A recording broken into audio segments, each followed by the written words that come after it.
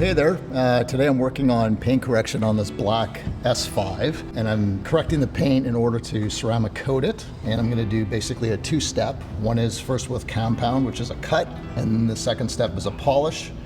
And then I do a prep, and then I do a ceramic coating. So it's a very labor-intensive process. This job will probably take me anywhere between 15 and 18 hours.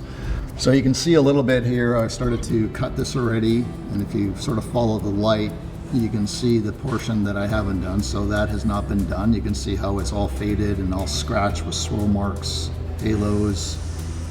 And if you go backwards here, you can see how the paint's already getting cleaned up. And it's hazy right now or cloudy because that's what the compound does. So when I polish it and then prep it for ceramic coating, it's going to be a beautiful sort of paint in terms of depth and shine.